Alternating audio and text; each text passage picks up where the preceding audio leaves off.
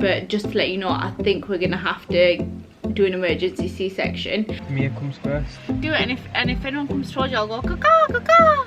Mamma Mia, here we go again. I love it so much. I love it so much. I can't describe it. Oh, I can't describe it.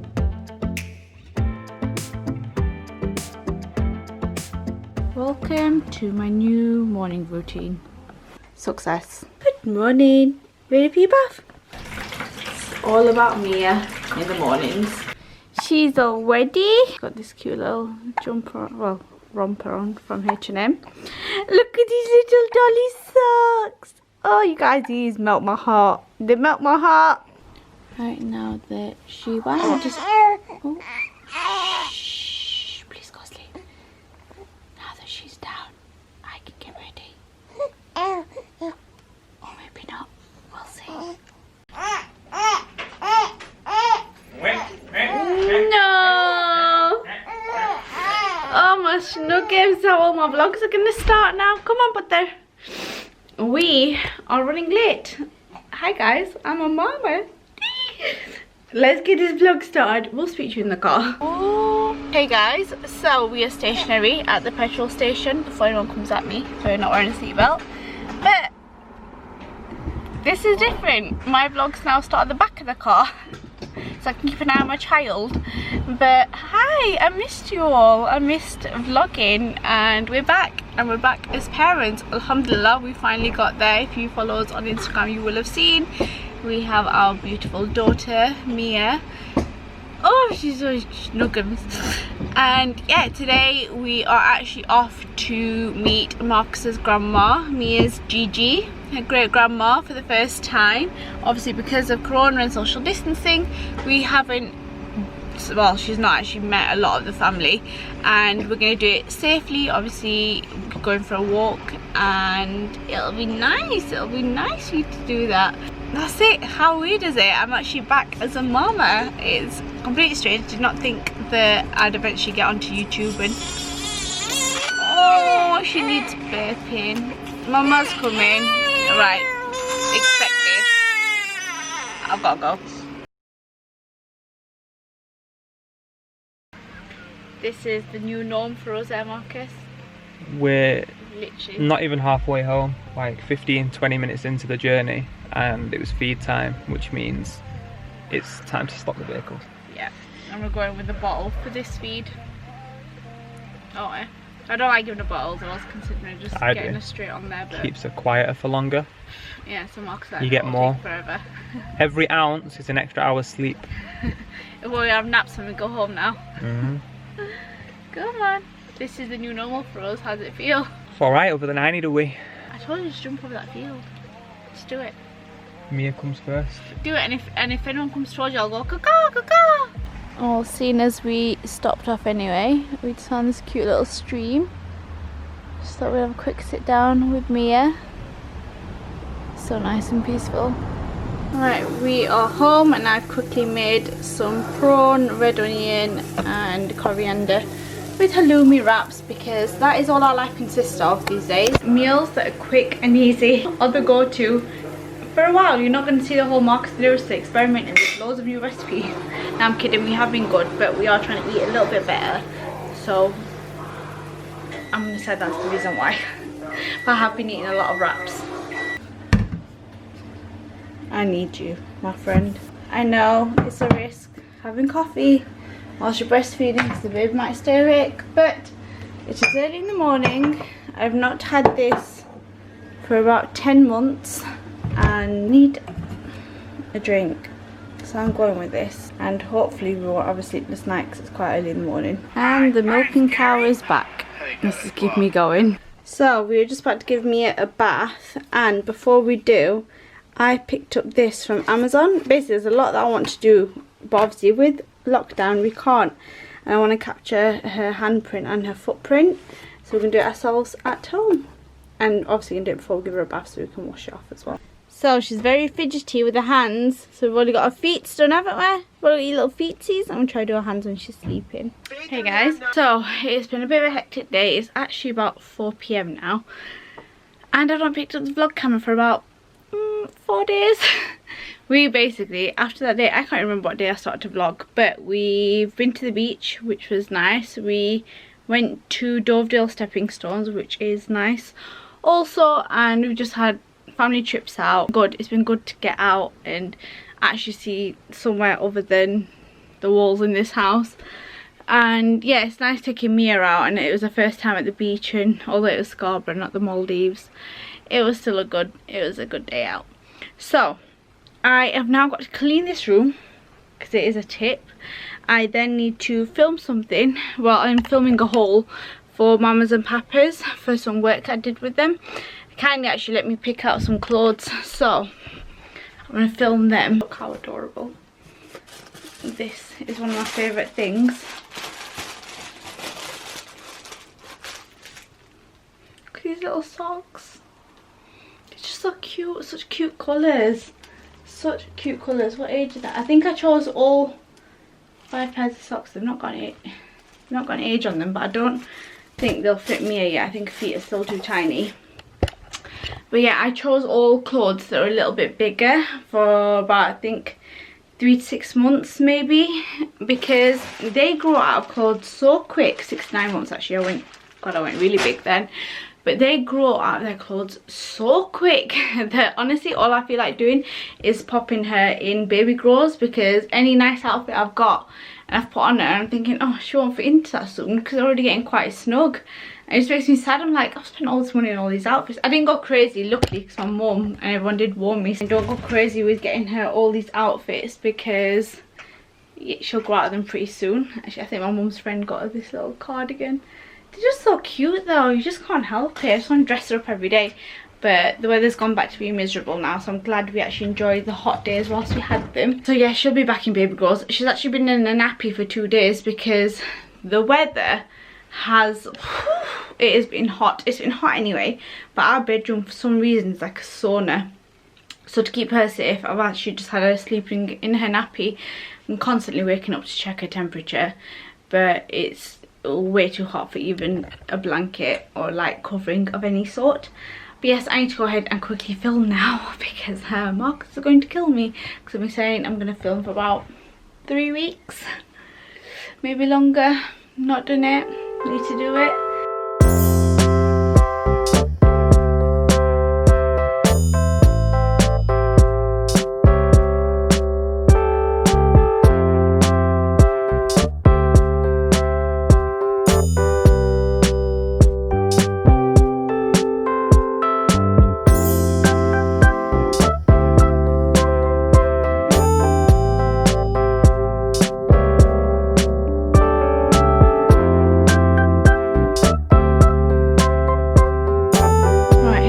Everything back where it's supposed to be, but it's the start. I've cleared the floor. That's what we're going with. And now I'm gonna have to go and film. If you can hear Marcus downstairs, he's watching football. Man U are playing, and I don't know, it's getting intense. So I have Mia's down, she's been fed. It's actually quite a while later since I spoke to you, and I've just finished filming, so I need to edit that now. And I just put a picture on Instagram of this outfit, and I'll leave my 21 Buttons account linked down below, but anything I wear, all the outfit links will be on there. I love this bodysuit. If you click on there, there's a link on there for it. I've had this for absolutely ages. I can't actually tell you how long because it's been that long. And the material of this, I've washed it so much, it has not messed up at all. It stayed absolutely perfect, and it looks so much more expensive than it is. These joggers are so comfy and have been an absolute dream as well. But yeah, I'll leave the link on there. This mirror I got off a company on Instagram I found called William Wood Mirrors, I think, maybe. So my sister actually bought me this as a birthday present because she asked me what I wanted, and I wanted this. Obviously I don't always have the mirror here, as you know. I need to sort this room out, as I've been saying for the past, like, feels like forever. So I just got it there just so I could take a picture. But I need to sort Mia out first. She's basically, bless her, I think she's got a lot of trapped wind, struggling with her feeds at the minute, just in regards to finishing them off. I breastfeed her 90% of the time. 10% of the time I'll give her formula in a bottle, just to give myself a little bit of time to basically re-energize. shall we say. And yeah, it's just happened today, so I'm going to keep an eye on it. But she's not finished her bottle off. Marcus made her a formula bottle, and she had a bottle that had pumped as well. She finished that off, I think, but the formula one she'd not finished off. And then when I put her on me to have a feed as well, and she went on me for very long, so, and she keeps whinging and she keeps trumping, so I'm thinking it's just trapped wind. Luckily, alhamdulillah, now that she's officially 1 month old, wow, it does not seem like she's a month old. It's incredible. But mashallah, yeah, she's 1 month old. She can have gripe water now, so I've gave her a bit of that in that bottle. She's got about 2 ounces left to finish of that, but I gave her some in that bottle, so hopefully that'll help settle her stomach as well. But yeah, so keep an eye on her. She's my baby, and I just, yeah, I get a little bit, I don't know, it hurts me when I see that she's not comfortable. That's probably like a new mum thing, or a mum thing in general. I guess every mum obviously wants their child to be comfortable, but yeah, it really hurts me when I see that she's not comfortable, and I'm like, oh, I just want to make you feel better, make you feel comfortable. Good morning. Good morning. Hello guys, another day and another couple of days where I didn't vlog, because that is the story of my life right now. So I am just getting ready to get some shopping, because I really need to get some grocery shopping, so I'm going to head out now, and a couple of bits and bobs. I'm in a bit of a pickle. I don't know whether to take Mia or not. She's a little bit unsettled because she's got a bit of a dicky tummy. So that's mine and Marcus's clothes that I've just put on for a wash. I wash all of Mia's clothes separately, and I don't put softener in her washers. There we go. So that's set. So I need to come back and sort this washing out too. And Mia's grandma was supposed to come and visit her today, Marcus's mum, but I don't know if she is going to be able to come now. Just I think she's got a couple of things that she sort out herself. I really need to get to the post office. I've been saying this for absolutely ages, and I've still not gone. And it's really, it's got to the point where I've been putting off for weeks now, because I also have my friend Jasmine actually had her daughter on my due date. So her daughter was a couple of days late, and she had her on my due date. Then I had Mia 6 days later. So she was 6 days late, just as I was actually, when I was due. Well, I was due on my dad's birthday on 20th of April, and then my mum ended up having me on 26th. So what goes around comes around, I guess. But yeah, so she had her daughter then, and I bought her that stuff ages ago, and I've still not posted it off. So I'm just like, ugh.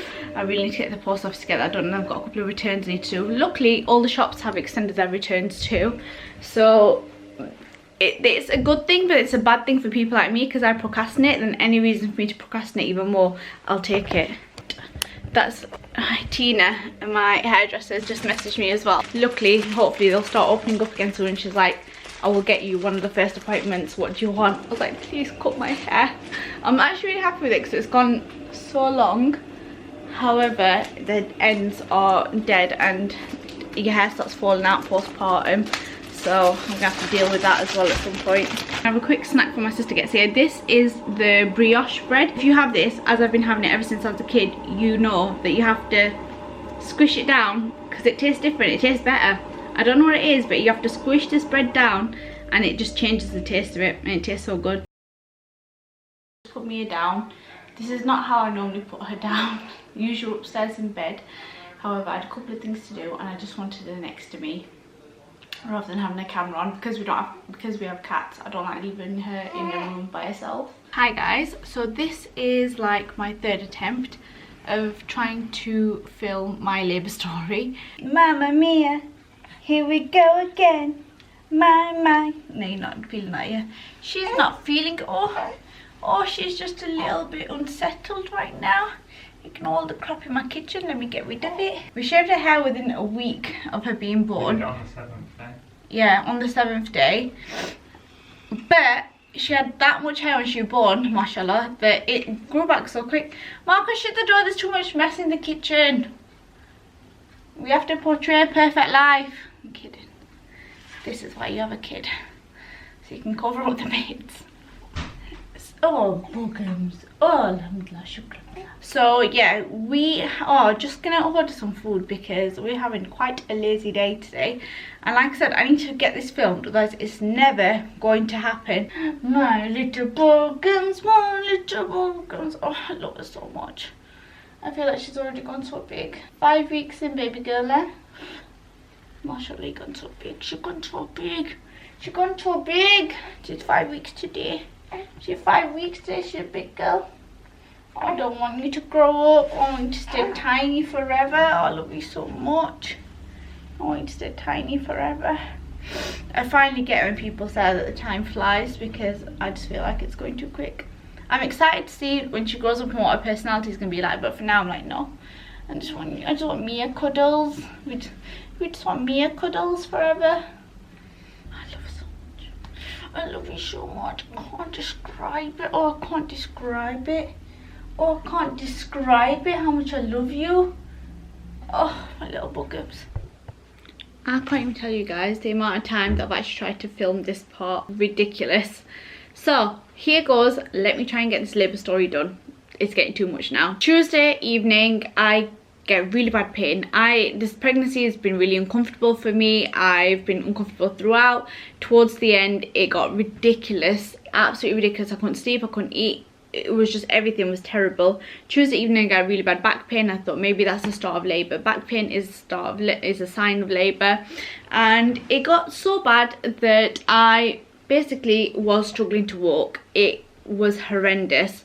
Anyways, I tried to sleep it off, wake up on Wednesday. It is absolutely killing me. Like, I could not even walk. I was holding on to Marcus. Marcus was literally carrying me around the house, and I was in tears 24/7 because of how bad the back pain was. I couldn't even go to the toilet on my own. Literally, Marcus had to like hold me to take me to the toilet. It was, oh my, I can't describe how horrible it was being that dependent. Bless him. It was actually carrying me on his back. Anyways, it gets really bad and I'm due on that Saturday, so I'm like, come on, it's got to happen. This baby's got to come out. My due date is Saturday. It's Thursday now. Surely this back pain, it's Wednesday now. This back pain's excruciating. It's got to happen. Anyways, Wednesday, nothing happens. I'm in pain. It gets to Thursday and I thought enough is enough. I'm actually a bit worried now, so I called the midwife at the hospital.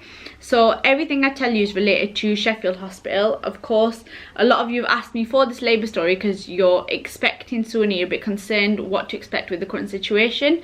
So I can only tell you what happened to me. Every hospital is different, but hopefully I'll give you a bit of an idea. I called the midwife at the hospital.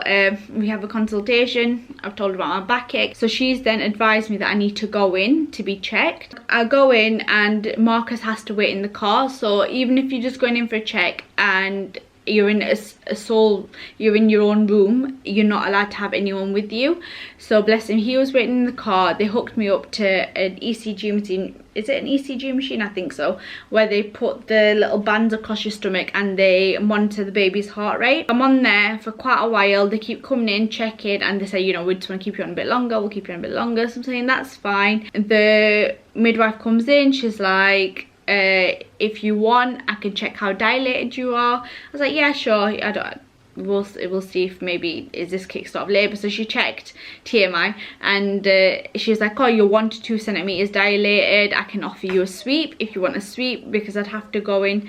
I was originally booked in for a sweep on the Tuesday anyway, because Sunday don't have appointments, Monday was bank holiday, and so I was gonna have to see my midwife on the Tuesday. So I was like, yeah, you know what, today you might as well just go ahead and do it, just get this baby out of me. So she did a sweep and she said that we'll wait for the doctor, we'll see how we get on. The doctor comes in and she said, I want to keep you in. She went, I would much rather prefer to monitor you and the baby through the night and see how you get on. She thought for sure that I was going to go into labour. I was like, thank God, finally. Poor Marcus had been waiting in the car for absolute hours just for me to tell him to go home.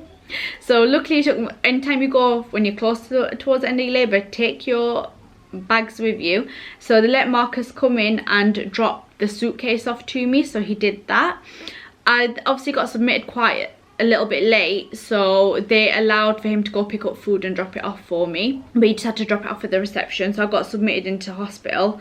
So I'm on a ward with all other women, and throughout the night I'm just texting my sisters. None of us slept. It was, honestly, it was awful. It was so hot on that ward. It wasn't allowed a fan, and 2 women got taken down for labour, and I was like, oh please just let it happen to me, like come on, it just needs to happen. The doctor was sure it was gonna happen. I was like, please let it happen. Anyways, stayed at the hospital the full night, nothing happened. I was exhausted next day, and they were just like, basically, we can keep you in if you want, or do you want to go home and see how you get on? I was like, just give me the medication and send me home please. So Marcus came back on Friday to pick me up. So on Friday I went home, I was at home, I was on medication all night, and I just didn't get any better. So when I woke up on the Saturday, I was basically still was very unwell. So I was concerned, so I called them back up, explained the situation, and they said they'd like me to go back in. So I went back in on the Saturday. They did another ECG, they were monitoring the baby's heart rate, and they offered me a second sweep. And look, we can give you a second sweep, see how you get on, and we'll check how dilated you are. I was like, yeah, sweep, sweep, sweep, sweep away. So they did second sweep, and the midwife checked me and she said, you're actually 2 centimeters now. So I went from 1 to 2 to 2 centimeters, but this was the start of very early labor. So she basically did the second sweep, so I was 2 centimeters dilated. Spoke to the doctor, and the doctor said that they would like, and she was like, oh, today's your due date. I was like, yep, we can only hope that this second sweep works and it gets my labor going, because today's my due date. It's very unlikely you're going to labor on your due date, but I'd very much appreciate it. She spoke to the doctor, and the doctor said he'd like to send me in for a growth scan, but because it was bank holiday on the Monday and they don't do them on Sundays, said that they'll arrange an appointment for Tuesday.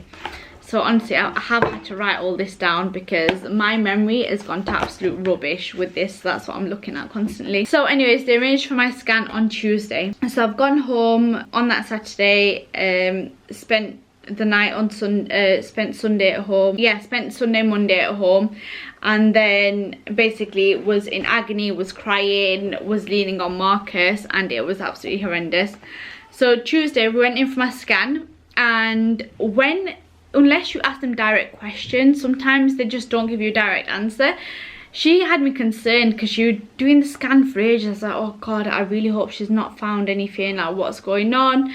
And she turned around and she said to me that the baby's just bigger than what we expected. And I was like, okay, but because she's been a bit cryptic, I was like, have you found any abnormalities? Do I need to be concerned? And she's like, no, it's just the fact the baby's bigger than expected.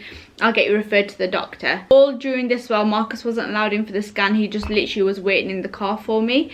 After my scan, I sat down, had a consultation with the doctor. The doctor then suggested that he would like to put me on the list to be induced.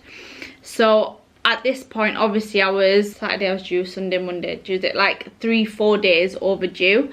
Well, technically 3 days overdue, and he said, look, I'd like to put you on scan to be induced because the baby is larger than what we expected. Now, the issue here was that when the midwives were doing my growth chart, they did mention that, you know, she was larger on the growth charts, but they said it was nothing to be concerned about, because when the baby's larger than expected, generally what they say to you is that they generally induce you maybe 1 to 2 weeks before your due date, just to stop the baby growing too much, because then it can cause a different amount of issues. And that is also why I was in agonizing pain.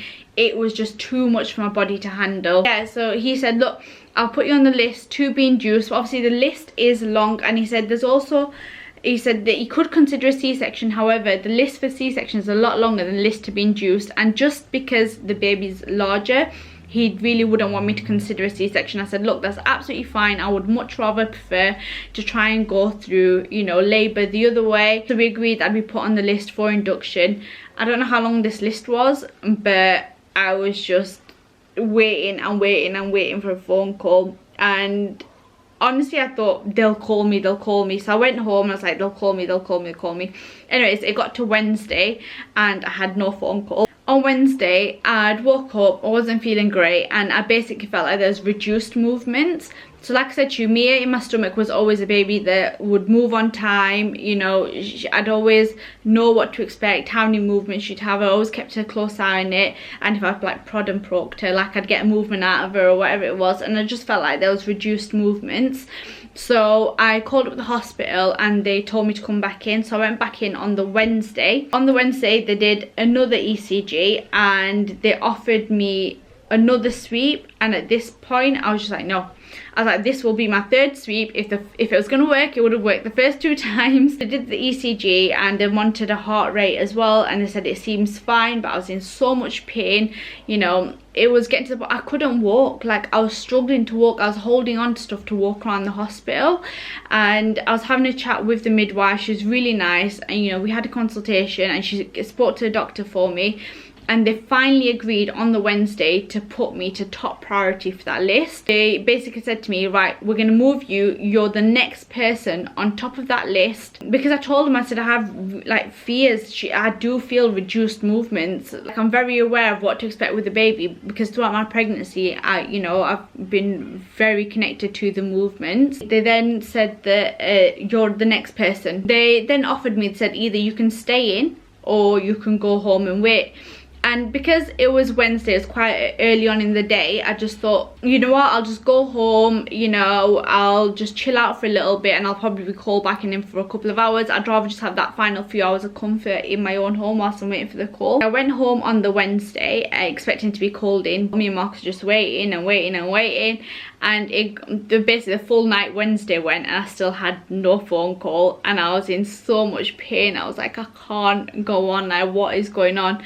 And basically I was sat crying for the whole night until like Thursday. I was just sat crying. I was like, I can't. It got to the point where even my sister called back into the hospital. Thursday morning at 5 AM or 5:30 AM in the morning, I left my phone on loud. I got a phone call. So Thursday morning I got a phone call finally from the hospital, and it was a midwife. She rung me up. She went, can you get in for 7 AM? I was like, yes, I will get there for 7 AM. So Marcus and I got up, got ready, made our way to the hospital. Now, I was absolutely bricking it. In a way, I kind of hoped that my waters would have gone at some point and that I would have just naturally gone into labour before I was induced, because for some reason, knowing that you're going to be induced and then you're gonna go through the pain, I don't know what it is, because you know you're gonna go through it anyway, but it was just panicking me a lot more. I kind of just hope it happened naturally, then I wouldn't have time to think about it. Called me and I said, okay, what's the situation? Can my husband come in, you know, or does he have to wait at home? And she basically explained to me, because I was being induced, Marcus was allowed in from the very first moments. So before that, if women were going to labour naturally, they had to wait until they were in active labour, which is considered after 4 centimetres, I believe, for the partner then to join them. But because I was being induced, your partner's allowed to be there from the very beginning. So I was so grateful for that. Basically, we had the conversation 5 o'clock in the morning, and she said, you know, he can come in with you. Luckily, Marcus came in with me. So we got ready, we got to hospital. When we got there, she said, right, have you had any breakfast? We were like, no. She was like, let me arrange breakfast for you. She said, it's very important that I eat, because after I'm induced, I'm not allowed to eat. So they basically make you fast, is what they call it. And she said, just eat as much as you want. So she'll feed me toast after toast, and she was like, just make sure you've ate as much as you want, because after this you're not going to be allowed to eat. Marcus and I got settled into the room, into the ward, and it got to 9 AM and they came in and they basically started my induction. The nurse they start you on, is it oxytocin? I can't remember what it is, but they start you on like a drip. The midwife had put my drip in and she was like, right, this is now going to start your contractions. Originally it started off like my contractions, obviously it takes a little bit of time to work, and it started to kick in and my contractions had started. I could handle it. She then put me on gas and air. She was like, what do you want to do? I was like, I just want to try and see if I can go through just with gas and air for as long as possible. I'd prefer to do my whole labour through gas and air. We'll see how we get on. I then obviously started dilating a bit more, so I'd got to about 3 centimetres. About 11 AM she checked. I then stayed on gas and air like a little trooper until 1:30. It got to 1:30 in the afternoon on the Thursday, and at that point my contractions had gone too high. Now, if you've been in labour before, you know there's a little machine. At first my contractions were hitting about 140. I could handle that. However, then they'd gone up to like 200 plus, and it got too much. At that point I was like, give me an epidural, give me an epidural. They came in, gave me the epidural, and basically after that I was just on cloud, God knows what. Honestly, it's like I was a different person, like, because prior to that I was trying like the birthing ball and trying to control the pain I was feeling on gas and air. I was handling it, but then it got too much, and the midwife did say to me that because I was being induced, your contractions are like 10 times the pain as to what they would be if you were just going into natural labor. So something to do with the drug that they use. I was like a different person after the game of the epidural. I was so relaxed. I was on cloud 9. Obviously I couldn't move. Marcus and I, we just stayed in hospital. He was allowed to nip in and out. They did say to him he can go out for food, he can come back in, which I didn't think he'd be allowed to do, but yeah, they were absolutely fine with it. Like, go back in, come in, whatever, just go, you know. So he was dipping in and out, but obviously just for like fresh air breaks, and he got himself some food. I think my sister dropped some food off for him. But anyways, we were doing that. We were just sort of chilling, because I was so oblivious. I could see the machine was saying now I'm contractions. Like, I couldn't feel a thing. It was great. It got to about 10 p.m, 11 p.m, and I was starving. I was absolutely starving, and I was just begging the midwife. I was like, please let me eat. I was like, please let me eat. And she's like, you're not allowed. I was like, please. I was like, I went, look, I'm 4 centimeters, nothing's gonna happen anytime soon. I was like, please let me eat. I pecked ahead for absolutely ages, and finally she spoke to the midwife, and to the head midwife, and she said, okay, you know what, I'll agree to let you eat, but only eat a little bit. I was like, okay, that's fine. So anyway, Marcus ordered some food, and every time the midwife left I was like, feed me. So he kept feeding me like cheesy chips. They kept feeding me like bits and bobs, and I ate more than what I should have. Got to like just past 11, I think, got to about half 11, wherever it was. I've actually, excuse my hair, I just had a quick Papa John's break because my battery died as well. So anyways, I'm really over trying to film this video, so I'm just gonna crack on and tell you the rest, and then any other detail I'm gonna have to tell you in the next vlog, because this one has not been going well for me. So I think I got to the point where I told you it was quite late at night, and then the surgeon who's on like the shift for any emergency C-section sort of does the rounds and just sort of comes and has a chat with you with his team.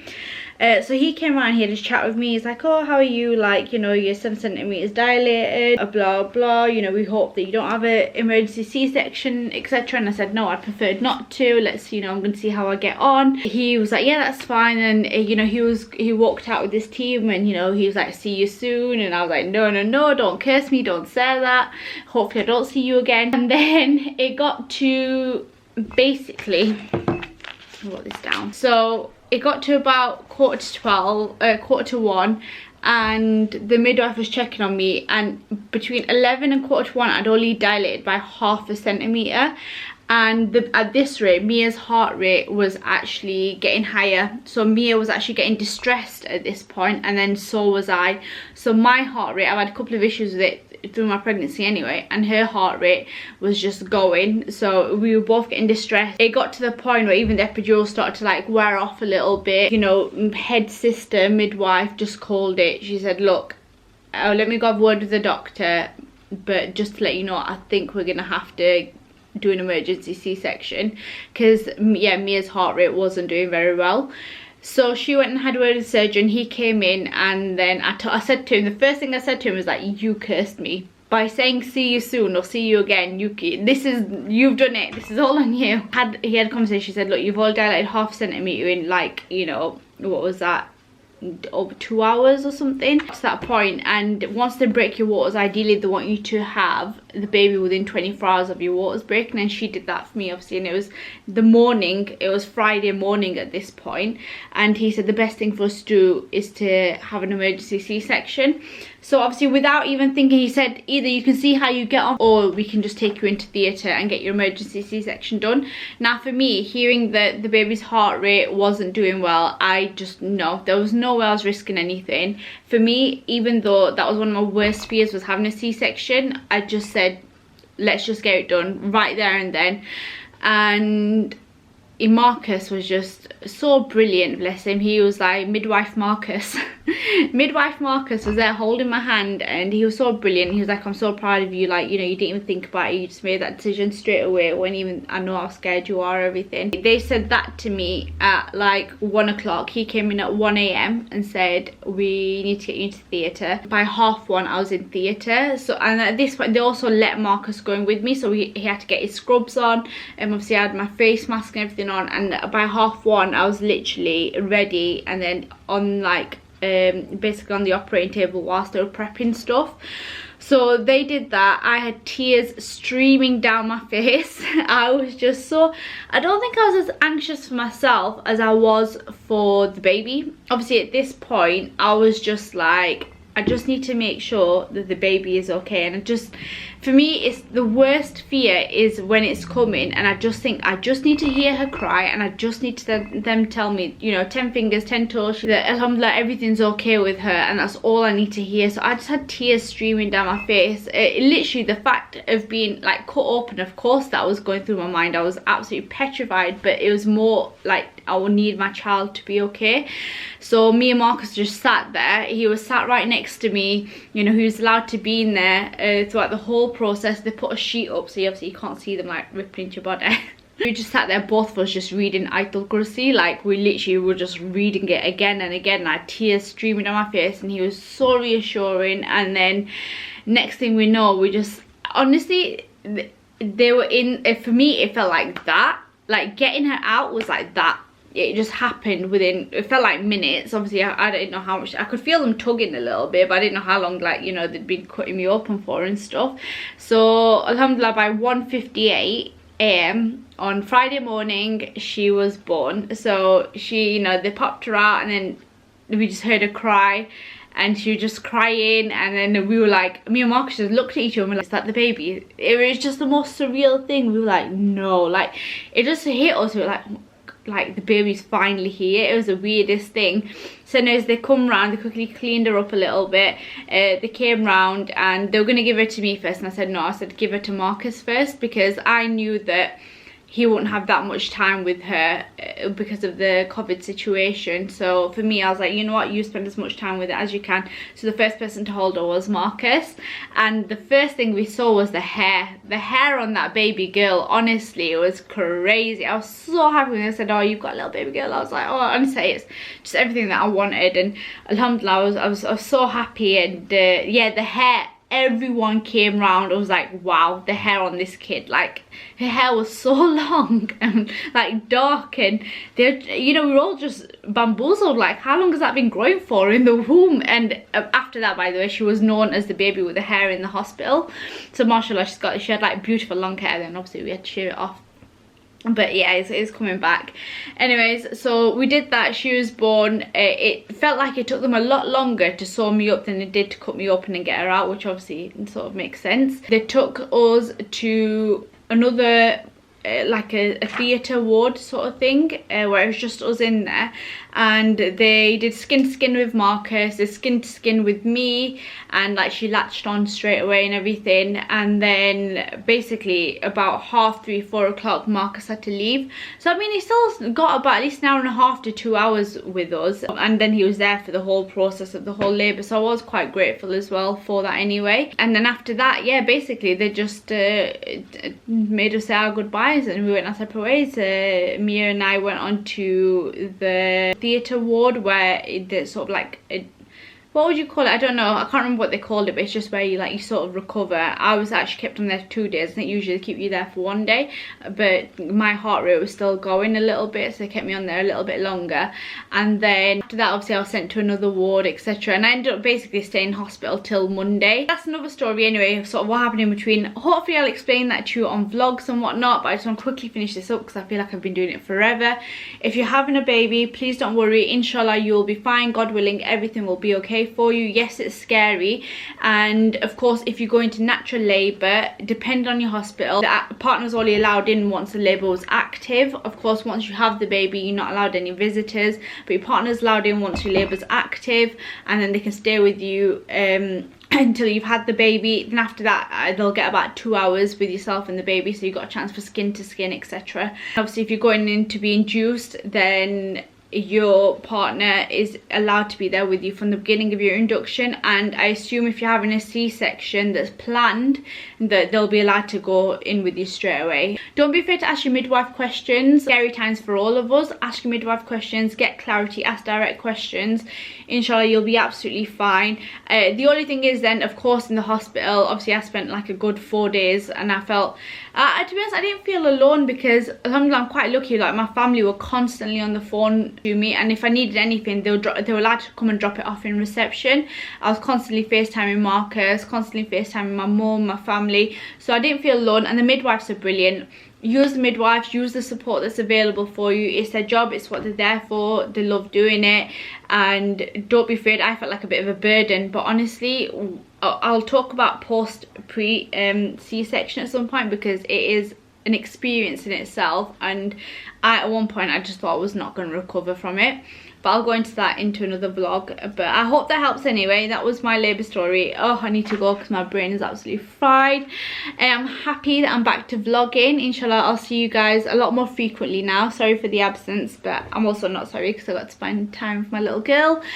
And yes, inshallah, we're back, and it'll be cute now because you'll join me on my family vlogs. So weird, but yes, join me into motherhood. But I appreciate you guys. I appreciate all your support so much, and I will see you soon, inshallah. See ya.